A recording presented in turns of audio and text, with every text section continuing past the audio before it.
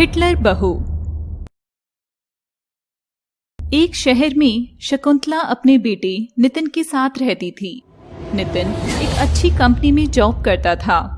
शकुंतला ने अपने बेटे की शादी गांव की एक साधारण सी लड़की से करा दी, क्योंकि ये शकुंतला की आखिरी इच्छा थी। सुबह को शकुंतला देर तक सो रही थी, तभी रेशमा आई और बर्तन फेंकने लगी। बर्तनों की आवाज से शकुंतला घबरा कर उठी।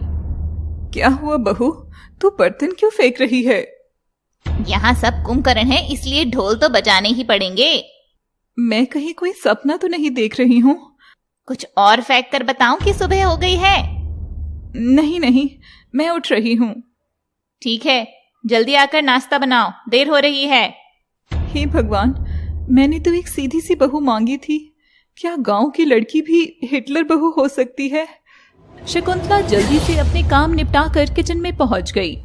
एक दिन दोनों सास बहू बाजार में सब्जी लेने गई थी। रास्ते में एक महिला ने कूड़ेदान को सड़क पर ही पलट दिया। यह देखकर रेशमा बोल पड़ी।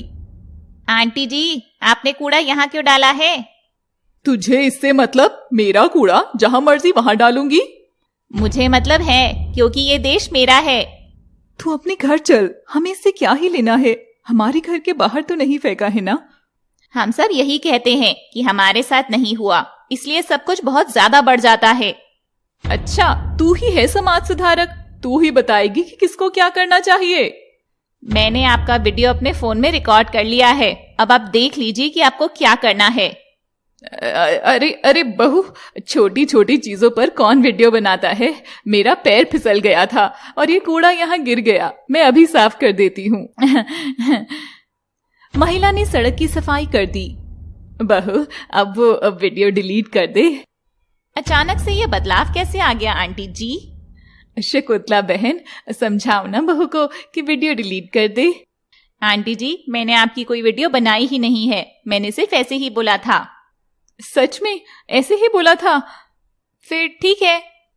रेशमा और शकुंतला अपने घर चली गई। उनके जाने के बाद पड़ोस की महिला बात करने लगी। इनकी बहू तो बड़ी हिटलर है, इन्होंने सर चढ़ा रखी है। हमारी बहू बिल्कुल भी ऐसी नहीं है, जुबान बाहर नहीं निकाल सकती है। हाँ, कुछ ज्यादा ही हो रही है इनकी हिटलरगिरी। दोनों महिला आपस में बात करते हुए चली गईं। एक दिन शकुंतला से मिलने उसकी फ्रेंड आई। शकुंतला ने टेबल पे पहले से ही सारी तैयारी की हुई थी। शकुंतला, मेरे आने से पहले ही सारी तैयारियां कर ली है? मैंने नहीं किया ये सब। और फिर किसने किया? मेरी बहू ने तेरे आने से पहले ही ये कर दिया था। बहुत ही सुशील और संस्कारी बहू है। तेरी बहू तो बहुत अच्छी है, मैं तो अपनी बहू से बहुत परेशान हूँ। क्यों, क्या हुआ? ऐसी कैसी है तेरी बहू? मेरी कोई बात ही नहीं सुनती, बहुत बेकार है। मेरी बहू तो गाय है, गाय, बिल्कुल मुंह ही नहीं खोलती। तभी रेशमा अंदर से बाहर आई। माँ जी, मैं मार्केट जा रही हूँ, जब तक मैं वापस आऊँ सारा काम निपटा लेना, खाना बनाकर रखना। रेशमा कहकर चली गई। शकुंतला की फ्रेंड यह देखकर हंसने लगी। चल, तू संभाल अपनी गाय को, मैं जा रही हूँ। अरे सुन तो सही। नहीं, अभी जा रही हूँ, और हाँ, काम समय पर निपटा लेना, वरना तेरी हिटलर बहू तुझे नहीं छोड़ेगी। शकुंतला फ्रेंड के सामने हुई बेइज्जती से परेशान हो गई और वह अपनी पसंद को कोसने लगी। शाम को जब शकुंतला का बेटा नितिन घर आया तो उसने अपना दुख बताना शुरू किया। मैं रेशमा से बहुत परेशान हूँ। क्या हुआ माँ? आपने तो अपनी पसंद की बहू खोजी है। लेकिन मैं इससे बहुत परेशान हूँ, ये बिल्कुल हिटलर है। माँ गांव की है, ऐसा कैसे हो सकता है भला? लेकिन ऐसा हो रहा है। माँ, शादी से पहले भी मैं आपको यही कहना चाह रहा था कि शहर और गांव से कोई फर्क नहीं पड़ता है। फर्क पड़ता है तो इस बात से कि उसको संस्कार कैसे मिले हैं। क्या करूं मैं, मेरा तो जीवन ही खराब हो गया है।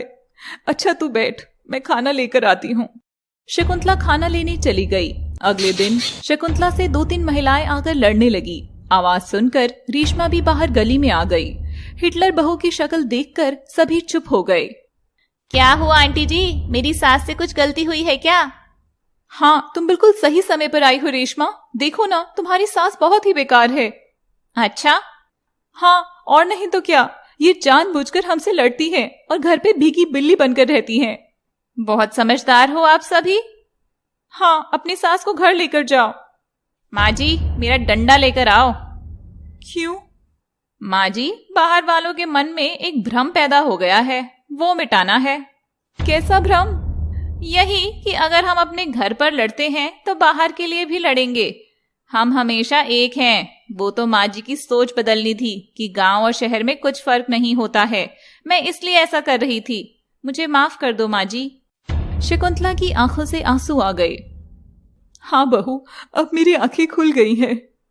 बाकी महिलाएं वहां से चुपचाप चली गईं। दोनों सास बहू भी खुशी खुशी घर में गईं और अब रेशमा शकुंतला का पूरा ध्यान रखने लगी।